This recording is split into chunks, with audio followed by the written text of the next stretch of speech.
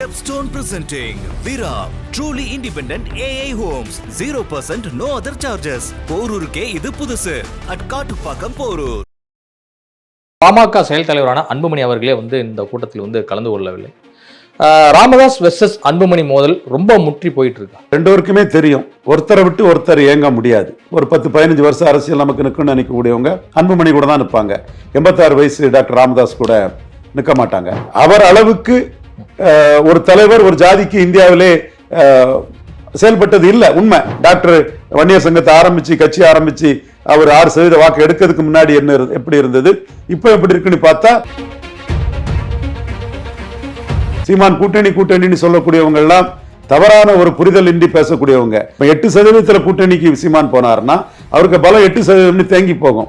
இந்த 8 15 to 20 அவர் தலைமையில கூட்டணி வந்துடும். வயது அந்த சிங்கத்தின் கால பழுதுபட வச்சுட்டுங்கிறது உண்மை. வில்போர் உள்ள தலைவர், மறக்கவே முடியாது. நம்ம கண்ணெதிர நடந்த விஷயத்தையே நான் சொல்றேன், கைத்தட்டல் அவருக்கு தான் கிடைச்சது.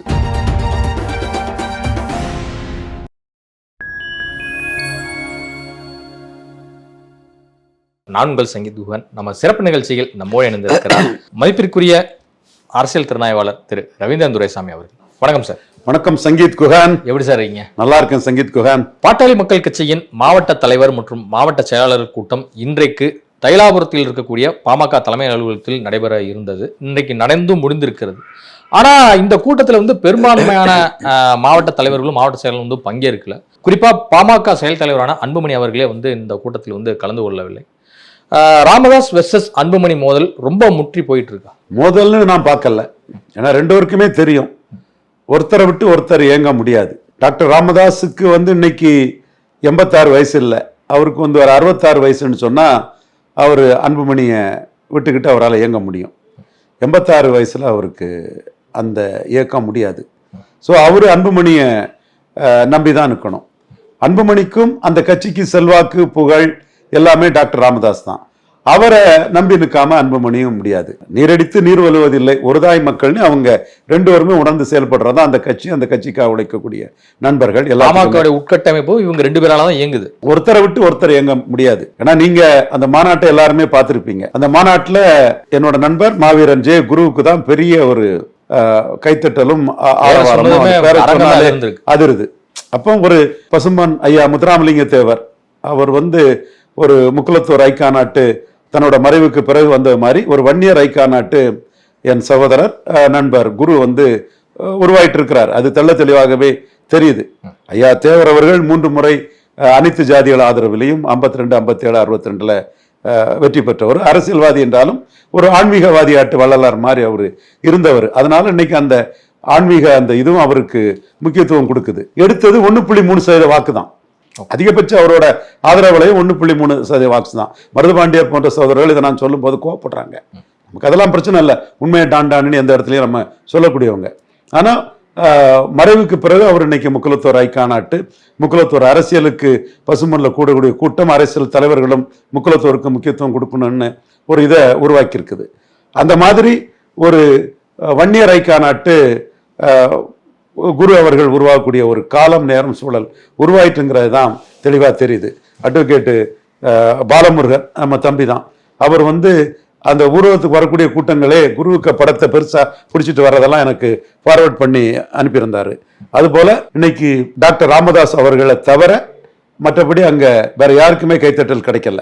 அன்புமணியே நான் இப்படியே ஒருத்தர் பேசிட்டு இருந்தா என்னன்னு விரக்தியில கேட்டதே நம்ம பார்த்தோம் அந்த கூட்டத்துல. அந்த கூட்டம் ராமதாஸ் குரு அப்படித்தான் இருந்தது. இன்னைக்கு குருக்கு இடத்துல முகுந்தனை கொண்டு வர்றதுக்கு டாக்டர் ராமதாஸ் அன்புமணிக்கு துணையா கொண்டு வர்றதுக்கு பாக்குறாரு. இதுதான் அங்க உள்கட்சிக்குள்ள நடக்கக்கூடிய ஒரு விஷயம். அன்புமணிக்கு ஒரு 60 வயசு கிட்ட நெருங்குவாருன்னு நினைக்கிறேன், 60 இருக்கலாம். அவருக்கு இன்னைக்கு எதிர்காலம் ஒரு 10-15 வருஷம் அரசியல் நமக்கு நிற்கணும்னு நினைக்கக்கூடியவங்க அன்புமணி கூட தான் நிற்பாங்க. 86 வயசு டாக்டர் ராமதாஸ் கூட நிற்க மாட்டாங்க. பட் அந்த வாக்காளர்களும் அந்த கேடர்ஸும் டாக்டர் ராமதாஸ் கூட தான் நிற்கிறாங்க. ராமதாஸ் குருன்னு இருந்ததுல குரு ஒரு ஐக்கான் ஆயிட்டாரு. இப்போ ராமதாஸுக்கு அவர் புகழ நாளைக்கு நிலைநாட்டதுக்கு முகுந்தன் வேணுங்கிற ஒரு சூழ்நிலைக்குள்ள இது போயிட்டு இருக்கு. தேர்தல் ஆணைய விதிப்படி யாருக்கு தான் பவர் அதிகம் பாட்டாளி மக்கள் கட்சியை பொறுத்தளவு? தேர்தல் ஆணைய விதிப்புரை அதெல்லாம் இருக்கட்டு, கட்சி ஒன்னா இருந்தாதான் முடியும். ஒருதாய் மக்கள் நீரடித்து நீர் விலகுவதில்லை. டாக்டர் அன்புமணி ஒன்னா இருந்து தான் அதை பண்ணுவாங்க. அந்த சமுதாயத்துக்கு அந்த கட்சி தேவை. நம்ம டான்னு உண்மையை உடைச்சு பேசக்கூடியவங்க. நமக்கு மனித நீதிங்கிற அடிப்படையில் 2009ஆம் ஆண்டு அவர் தோல்விக்கு முக்கிய காரணமா இருந்தது என்னோட தலைவர்களுடைய தொடர்பு, நாலேஜ் ஒர்க்கு, ஆற்றல், கான்டாக்ட், பிற்படுத்தப்பட்ட ஜாதி சங்கங்களோட தொடர்பு எல்லாமே முக்கியமான காரணமா இருந்தது. காரணம் 98ல் அவரை கலைஞர் அழிச்சு ஒழிக்க நினைக்கும் போது அவரை காப்பாத்தினதும் அரசியல் ரீதியாக என் கடமை. துணைத் தலைவர், செய்தி தொடர்பாளர், அரசியல் தலைமை குழு உறுப்பினர்னு அந்த கட்சியை காப்பாற்றினது என்னோட பங்களிப்பு அதிகம். இன்றைய தலைமுறைக்கு தெரியாது, ஏன் அன்புமணிக்கு அது சரியா தெரியாது. ஆனா GK மணிக்கு தெரியும். அந்த பழைய காலத்து ஆட்களுக்கு தெரிஞ்ச ஒரு விஷயம்தான் அது. அதே போல 2019 அவர் நினைத்த திமுக காங்கிரஸ் கூட்டணிக்குள்ள போக முடியாம அதை தடுத்து நிறுத்ததிலையும் என்னோட நாலேஜ் ஒர்க்கும் என்னுடைய அரசியல் தொடர்புகளும் காரணம். இன்னைக்கு எனாஃப் இஸ் எனாஃப், மனித நீதிக்குன்னு 98ல் நாம உருவாக்கி விட்டோம். அதை கலைஞர் நம்மளை 99ல் கட்டையை போட்டாரு. டாக்டர் ஐயா அதுக்கு துணை போனாருங்க. இதெல்லாம் கடந்த காலத்து நிகழ்வுகள், எல்லாமே ஆதாரப்பூர்வமானவை. கலைஞரே என்ன விமர்சனம் பண்ணாரு, வெளிப்படையாகவே விமர்சனம் பண்றாரு. இப்போ நம்ம டாக்டருக்கு மெரிட்ட இன்னைக்கு தெளிவா சொல்லக்கூடியவன் நான் ஒருத்தனா தான் இருக்கேன். பாருங்க, காலம் பாருங்க, காலத்தின் சூழலை பாருங்க. ராஜ்யசபா போஸ்ட் மகனுக்கு வந்தது, மகனுக்கு கொடுக்கணும்னு நினைச்சதுல கட்சியில இருந்து அவரை விட்டு நாம பிரிஞ்சு வரக்கூடிய சூழ்நிலை வந்தது. அது அந்த ராஜ்யசபா போஸ்ட் இன்னைக்கு ரவீந்திரன் துரைசாமி போயிருந்தா மாநிலங்களவை உறுப்பினர் இருந்திருப்பார் இல்லையா? சரி, ரவீந்திரன் துரைசாமி இருந்திருப்பாரோ இல்லையோ, பாமகவுக்கு ரேஞ்சும் இதுவும் பெரிய லெவல்ல இருந்திருக்கும். எல்லாமே மியூச்சுவல் தான். வெறும் ரவீந்திரன் துரைசாமியோட அறிவு ஆற்றலும் தான் 98ல் ராமதாஸை காப்பாத்திச்சு, பாமகவை காப்பாத்திச்சு. இந்த அறிவு ஆற்றல் இல்லைன்னா கலைஞர் அன்னைக்கு கிளியர் கட்டா பாமகவை இது பண்ணியிருப்பாரு. அதே மாதிரி டாக்டர் ஐயா இல்லைன்னா நான் இந்த தமிழ்நாட்டுக்குள்ள இவ்வளவு பாப்புலரா என் அறிவாற்றல் வெளிப்படுவதற்குள்ள வாய்ப்பும் டாக்டர் ஐயா இல்லைன்னா இல்லை. அதுக்கு நன்றி அவருக்கு தெரிவிக்க வேண்டியது நம்ம கடமை, நன்றி உணர்வு கூட தெரிவிக்க வேண்டிய கடமை. இது மனித நீதிங்கிற அடிப்படையில் ராமதாஸ் அவர்களின் உண்மை விசுவாசி RD அப்படி எடுத்துக்கலாம். அவருக்கு நம்ம என்னைக்குமே மதிப்பு மரியாதையும் கொடுக்கக்கூடியவங்க தான். என்னைக்குமே அன்னைக்கும் கூட நான் என்ன பண்ணேன், பிற ஜாதிகள் எதிர்ப்பை குறைக்கிறதுக்கு என்ன நீங்க பயன்படுத்தினீங்க, நான் பிற ஜாதிகள் எதிர்ப்பை உங்களுக்கு உருவாக்குவேன். நான் 98ல் உங்களுக்கு கலைஞர் அளிக்க நினைக்கும் போது ஒரு கூட்டணி வாய்ப்பை உங்களுக்கு ஏற்படுத்தி கொடுத்தேன். அப்போ கூட்டணி வாய்ப்பை கெடுப்பேன். இந்த 2 பாயிண்ட்டுக்குள்ளதான் மனித நீதி. ஏன்னா ஐயா தாழ்நிலை நடாரால் வளர்க்கப்பட்டவன், உயிருக்கு பயப்படக்கூடாது, எந்த சூழ்நிலையும் யாருக்கு மேலையும் ஒரு எறும்பு கூட இது வன்முறை சிந்தனை மனசுல உருவாகவே கூடாதுன்னு ஐயா தாழ்நிலை நடார் ஒரு மிகப்பெரிய ஒரு களத்துக்குள்ள இருந்து என்ன அட்வைஸ் பண்ணி ஆளாக்கினவர். அந்த அடிப்படையில் தான் நான் செயல்படக்கூடியவன். அப்படிதான் நான் செயல்பட்டேன். 2009 செயல்பட்டேன், 19 நான் செயல்பட்டேன். இப்பவும் அதே ஐயா தாழ்நிலை ஸ்பிரிட்ல நான் செயல்படக்கூடியவன் தான். பட் நீதி நியாயம் ஒரு நன்றி உணர்வு பார்க்கும்போது டாக்டர் ஐயாவுக்காக நான் இன்னைக்கு பேசுறேன். டாக்டர் ஐயாவுக்காக நான் இன்னைக்கு பேசுறத ஒரு நன்றி உணர்வு பால் நான் செய்யக்கூடிய ஒரு கடமையா கூட நான் கருதுறேன். கோபங்கள் அதெல்லாம் இருந்தாலும் கூட நம்மளும் டிட் ஃபார் டேட்னு 2009ல் அவங்களை சீரவாக்கி விட்டுட்டோம், 19ல் சீரவாக்கி விட்டு நம்ம நாலேஜ் ஒர்க்கும் உழைப்பும் கான்டாக்டும் அதுக்கு நின்னதுங்கிறது வரலாறு. பட் இன்னைக்கு அந்த கட்சிக்கு ஓட்டர்ஸும் கேடர்ஸும் அவரை நம்பிதான் இருக்கிறாங்க. அவர் அளவுக்கு ஒரு தலைவர் ஒரு ஜாதிக்கு இந்தியாவிலே செயல்பட்டது இல்லை. உண்மை. திண்டிவனம் வெங்கட்ராம கேபினட் மினிஸ்டராட்டு கலைஞர் போட்டாருன்னா அது டாக்டர் ராமதாஸ் தான் காரணம். 8 வன்னியர்களுக்கு ஜெயலலிதா கேண்டிடேட் கொடுத்தாங்கன்னா டாக்டர் ராமதாஸ் தான் காரணம். இன்னைக்கு வடதமிழகத்தில் ஒரு வன்னியர் கட்சியாட்டு அதிமுக உருவாக்கக்கூடிய அளவுக்கு ப்ரோ வன்னியர் ஸ்ட்ராட்டஜியை ஜெயலலிதா எடுத்தாங்கன்னா அதுக்கு டாக்டர் ராமதாஸை எதிர்கொள்ளணுங்கிற ஒரு நோக்கம் தான் காரணம். பெருமைக்கு சொல்லல, உண்மையை சொல்றேன். AK மூர்த்தி என் நண்பர், மிகப்பெரிய ஆர்கனைசர். அவர் செங்கல்பட்டுல வெற்றி பெற்றார். அப்ப டாக்டரே என்கிட்ட கேட்டார், நீங்க என்னன்னா நான் 30,000 ஓட்டுல தோத்துருப்பேன், AK மூர்த்திக்குள்ள ஆர்கனைசிங் கெப்பாசிட்டி எனக்கு கிடையாதுன்னு சொன்னேன். பட் அரக்கோணத்துல நான் ஜெயித்திருப்பேன். செங்கல்பட்டுல இருந்தா மூர்த்தியால தான் ஜெயிக்க முடியும். அங்க அரக்கோணத்துல அன்னைக்கு ஜெயத்திற்கு சீட்டு கொடுங்க டாக்டர் நினைச்சார், போகணும்னு நினைச்சாரு. கலை யதார்த்தத்தை வெளிப்படையா ராமதாஸ் சொல்லியிருக்கீங்க. ஆமா, சொல்லக்கூடியவன் தான். அந்த செங்கல்பட்டுல SS திருநாவுக்கரசு முதலியார் ஜெயலலிதா கேண்டிடேட் போட்டு சில 1000 ஓட்டுகள்ல தோத்தாங்க. நான் அப்போ ஜெயலலிதா அம்மையார்ட்ட சொன்னது, நீங்க வன்னியர் கேண்டிடேட் போட்டிருப்பீங்கன்னா அதிமுக ஜெயித்திருக்கும், ரெட்டலை ஜெயித்திருக்கும். எப்படின்னு கேட்கும்போது நம்ம சொன்ன விளக்கம், அது ஐடென்டிட்டி உள்ள வன்னியராட்டு பார்க்காம பிராமண வன்னியராட்டு, ஜெயலலிதாவுக்கு வன்னியராட்டு உங்களை பார்ப்பாங்க, நீங்க இருக்கக்கூடிய வன்னியரை பார்ப்பாங்க. ஸோ அதர் காஸ்ட் அவங்களுக்கு ஓட்டு போடுறதுல சிரமம் இருக்காது. வன்னியர் அதிமுக வன்னியர்களும் வன்னியர்ல ஒரு பகுதியும் அவங்க சொந்தக்காரன் உறவினர்கள் அதுவும் ஒரு செக்ஷன் வந்துடும், ஈஸியா ஜெயித்திருப்பாப்புல. நீங்க வன்னியர் கேண்டிடேட் போட்டா செங்கல்பட்டுல 30,000 ஓட்டுல ஜெயித்திருப்பீங்க 99ல். அதே மாதிரி முகமது ஆசிப்னு ஒரு உருது முஸ்லீம அவங்க வெள்ளூர்ல கேண்டிடேட் போட்டாங்க. என் நண்பர் என்டி சண்முகம், தன்மையான மனிதர், அதிர்ந்து பேசாத ஒரு அருமையான மனிதர். அவர் வந்து அன்னைக்கு வெற்றி பெற்றாரு. அங்க வந்து வன்னியர் கேண்டிடேட் ஜெயலலிதா போட்டிருந்தாங்கன்னா ஜெயலலிதாவுக்கு வந்து செங்கல்பட்டும் வெள்ளூரும் வந்து வெற்றி பெற்றிருக்கோம். அப்பதான் நாம ஜெயலலிதா கொடுத்தது ப்ரோ வன்னியர் ஆண்டி ராமதாஸ்ங்கிற ஸ்ட்ராட்டஜியை கொடுத்தோம். அதற்காக அரக்க குணத்தோட ஆண்டி வன்னியர் ஆண்டி ராமதாஸ் பண்றதுக்காக ப்ரோ வன்னியர் பண்ணி ஆண்டி ராமதாஸ் பண்ணதுக்காக டாக்டர் ராமதாஸுக்கு எதிராக ஜெயலலிதா செய்த நிகழ்வுகள் நமக்கு உடன்பாடு கிடையாது. நம்ம இன்னும் சொல்றோம், இயற்கை ஜெயலலிதாவுக்கு சரியான தண்டனை டாக்டர் ஐயாவுக்கு பண்ண கொடூரத்துக்கு கொடுத்துங்கிறத நாம வெளிப்பட இன்னைக்கு இல்லை, ரொம்ப நாளாக தான் நானும் சொல்லிட்டு இருக்கிறேன். ஸோ அந்த ப்ரோ வன்னியர் ஸ்ட்ராட்டஜில தான் 8 வன்னியர்களை வந்து ஜெயலலிதா 2014ஆம் ஆண்டு எம்பி கேண்டிடேட் போட்டாங்க. அதுல அன்புமணி ராமதாஸ் தவிர மற்ற எல்லாரையும் அவர் தோக்கடிச்சிட்டாங்க. 7 வன்னியர் 8 வன்னியர் எம்பி ஆனாங்க. அப்போ ஸோ காமராஜ் ஆட்சி காலத்துல காமராஜ் 52 1-2 வன்னியர் இருந்த கால இதுல 8 வன்னியர் எம்பி ஆனாங்கன்னா டாக்டர் ராமதாஸ் வன்னியர் கொண்டதுதான் காரணம். துரைமுருகன் பொதுச்செயலாளர் ஆகிறாருன்னா அது ஸ்டாலின் வந்து நம்மளும் ப்ரோ வன்னியர் பண்ணுவோம், ஒரு வன்னியரை பெரிய போஸ்டுக்கு யாரும் விட மாட்டாங்க, நம்ம துரைமுருகனுக்கு அந்த போஸ்டை கொடுப்போம்னு ஸ்டாலின் நினைச்சது காரணம் டாக்டர் ராமதாஸ் தான். ஸோ இன்னைக்கு வன்னியர் சமூகத்தோட அரசியல் சமூக பொருளாதார வளர்ச்சி வந்து டாக்டர் வன்னியர் சங்கத்தை ஆரம்பிச்சு கட்சி ஆரம்பிச்சு அவர் 6% வாக்கு எடுக்கிறதுக்கு முன்னாடி எப்படி இருந்தது, இப்போ எப்படி இருக்குன்னு பார்த்தா கண்டிப்பா வந்து இந்த 40 ஆண்டு காலத்துல 45 ஆண்டு காலத்துல டாக்டர் ராமதாஸின் உழைப்பு தான் வன்னியர் சமூகத்தை பெரிய அளவுக்கு, அவரோட உழைப்பும் அதோட பின்விளைவும் தான் வந்து பெரிய அளவுக்கு உயர்த்திருக்குங்கிறதும் மறுக்க முடியாது. இதை வந்து அதிமுக திமுக உள்ள வன்னியர்களே உணர்றாங்க. நம்ம வந்து மனிதநீதிக்கு மனிதநீதிங்கிற அடிப்படையில 2009 களத்தில் இறங்கியே வேலைகளை பார்த்தோம். பிற்படுத்தப்பட்ட சமூகங்களை திருப்பி சில பிரச்சாரங்கள் பண்ணணும். அதே மாதிரி 2019 அலையன்ஸே இல்லாம பார்த்த சூழ்நிலையில அதுவும் நம்மளோட முயற்சிக்கு வந்து பாமகவுக்கு எதிராக செட்டில்ட் அவர் ஸ்கோர் வித் டாக்டர் ராமதாஸ்ங்கிற நடந்தது. இப்ப நம்ம டாக்டர் ராமதாஸ் மனச்சாட்சிப்படி எல்லாம் உண்மையை தான் நம்ம சொல்றோம். ராமதாஸ் அவர்கள் இன்னைக்கு அந்த கூட்டத்தில் பேசும்போது செயலாளர் சந்திப்பில் என்ன சொல்றாரு அப்படின்னா, படுத்துக்கொண்டே ஜெயிப்பது எப்படி அப்படிங்கிற ரீதியில நான் வந்து பல ஆலோசனைகளை வந்து சொல்லியிருக்கேன் அப்படின்லாம் சொல்றாரு. அது மட்டும் இல்லாம இந்த கூட்டம் கூட்டப்பட்டதே வந்து கூட்டணி குறித்து முடிவெடுக்கத்தான் அப்படின்னு பார்க்கலாமா? கூட்டணி குறித்து இப்ப முடிவெடுக்க முடியாது. டாக்டர் ராமதாஸ் அதிமுக கூட்டணியில தனக்கு நன்மை இல்லைன்னு கருதுறாரு. 50 தொகுதியில தனியானா கூட ஜெயிக்கிறதுக்கான பாசிபிலிட்டி இருக்கு அப்படிங்கிறாரு. அப்ப 50 தொகுதியை பாமகவுக்கு யார் தர முன் வருவார்? 50 தொகுதியை சீமான் தர முன் வருவாருங்கிற எதிர்பார்ப்பு டாக்டர் ராமதாஸ் கிட்ட உண்டு. ஆனா சீமான் வந்து தனிச்சு போட்டிங்கிறதுல உறுதியா இருக்காரு. டாக்டர் ஐயாவை ஒரு குருஸ்தானத்துல வச்சு மதிக்கிறாரு. வன்னியர் அந்த மாநாட்டுக்கு வாழ்த்து தெரிவிச்ச, அதுவும் மனம் திறந்து பெருந்தன்மையோடு பெரிய அளவுக்கு டாக்டர் ஐயாவை புகழ்ந்து வாழ்த்து தெரிவிச்ச ஒரே தலைவர் நாம் தமிழர் சீமான் தான். நிழல் பட்ஜெட்டை சீமானுக்கு அனுப்பி கொடுத்தாரு. இல்ல சீமான் அவர்களே சில மேடைகளை சொல்லியிருக்காருல, ஒரு கையில அன்புமணியும் இன்னொரு கையில திருமா அவர்களையும் அழைத்து கொண்டு போகக்கூடிய ஒரு காலம் வந்து நிச்சயமா வரும் அப்படின்னு சொல்லியிருக்காரு. சீமானுக்கு அந்த எதிர்பார்ப்பு இருந்தாலும் கூட அதற்குள்ளே காலகட்டம் வரணும்னா சீமான் இந்த தேர்தலில் 15 to 20% வாக்கை தாண்டணும். அதற்கான முயற்சியில தான் சீமான் இருக்கிறாரு.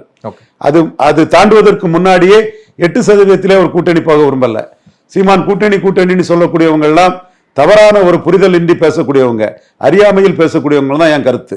இப்ப 8% கூட்டணிக்கு சீமான் போனாருன்னா அவருக்கு பலம் 8% தேங்கி போகும். இந்த 15 to 18ன்னா 15 to 20ன்னா அவர் தலைமையில கூட்டணி வந்துடும். சீமான் அதைத்தான் பாக்குறாரு. இப்போ அவர் வந்து டாக்டர் ஐயாவுக்கு பெரிய மதிப்பு கொடுத்துதான் அந்த வாழ்த்தை தெரிவிச்சிருக்கிறாரு. டாக்டர் ஐயாவுக்கு சீமான் ஆப்ஷனை வந்து ஒரு இதா எடுக்கலாங்கிற எண்ண ஓட்டம் டாக்டர் ஐயாவுக்கு இருக்கனாலதான் மாநாட்டுக்கு வந்து சீமான் வரணும்னு எதிர்பார்த்தாரு. இன்னொரு இதுவும் ஓடுது, அது தரவல் இல்லாதது. ஆனா சிஆர் பாஸ்கர் ஒரு பெரிய அரசியல் விவரம் கொண்ட ஒருத்தர், அந்த கட்சியில ஆரம்ப காலத்திலே பவுண்டர் மெம்பர் இருந்து பவுண்டர் லீடர் அங்க இருந்தவர் தான். அவரு பல தேர்வுகளை நின்று இருக்கிறாரு. அந்த கட்சிக்காக பிரச்சாரம் அது இதெல்லாம் நிறைய ஒரு முக்கியமான ஒரு தலைவர் தான். அவர் சினிமா தொடர்பும் உள்ளவர். அவர் வந்து பல நிரூபிக்காத விஜயோட பாமக கூட்டணி நின்னா அவர் என்ன கான்செப்டுக்குள்ள அதை பாக்குறாருன்னா, சேலம் தர்மபுரியில எடப்பாடியை வச்சு 4 சீட்டு ஜெயிக்கும், அவ்வளவுதான். வேற எங்கேயும் எடப்பாடியை வச்சு ஜெயிக்காது. ஜெயலலிதா வச்சே ஜெயிக்கலையே 2009. ஜெயலலிதா வச்சே டாக்டர் வந்து தென் சென்னை, விழுப்புரம், தென் மயிலாடுதுறை, திருவள்ளூர், சேலம் செம்மலண்ண, திருப்பூர் எல்லாம் ஜெயிக்க வைக்கும் போது ஒரு சீட்டு ஜெயலலிதாவால ஜெயிக்க வைக்க முடியலையே. அப்ப 2019 இல்ல 21 இபிஎஸும் ஓபிஎஸும் ரெட்டையர்கள், இபிஎஸும் ஓபிஎஸும் ரெட்டையர்கள், ஓபிஎஸ் இருந்தாரு 4 தொகுதியில. ஒரு இலையில எடப்பாடியும் ஒரு இலையில ஓபிஎஸையும் போட்டுதான் சேலம் தருமபுரியில 4 தொகுதியும் மயிலமும் ஜெயித்தாங்க. ஓபிஎஸ் அன்னைக்கு ஒரு இலையில இருந்தாருங்கிறது தான் கான்செப்ட்.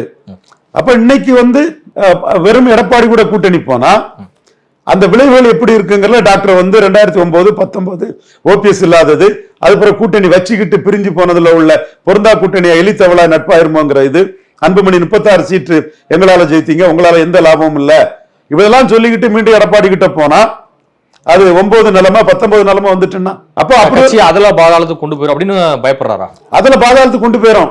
அப்புறம் பார்லிமெண்ட் எலெக்ஷன்ல தனிச்சிருக்க முடியாது. பார்லிமெண்ட்ஸ்ல 2 சீட்டு கொடுப்பாங்க. அவர் எல்லாமே ஃபியூச்சரிஸ்டிக்கா இருந்து யோசிச்சு பார்க்கக்கூடிய திறமையானவர். முக்கால அரசியல் உணர்ந்த ரவீந்திரன் துரைசாமி அரசியல் ஆலோசனை ஒருவராக ஏற்றுக்கொண்டேன்னு அவரே எனக்கு கைப்பட எழுதி தந்திருக்கிறாருன்னு சொன்னா அவரோட எண்ண ஓட்டமும் என்னோட எண்ண ஓட்டமும் ஒன்னாதான் இருக்கும் பெரும்பாலும். நான் சகாதேவ மாதிரி அவருக்கு எது நன்மைங்கிறதா நான் பேசுறேன். அப்ப அவர் என்ன பாக்குறாரு, எடப்பாடி கூட நம்ம கூட்டணி போனா ஸ்டாலின் நம்மள தோக்கடிச்சிருவாரு. 9 தோக்கடிச்சாரு, 19 தோக்கடிச்சாரு, 21 தோக்கடிச்சாரு.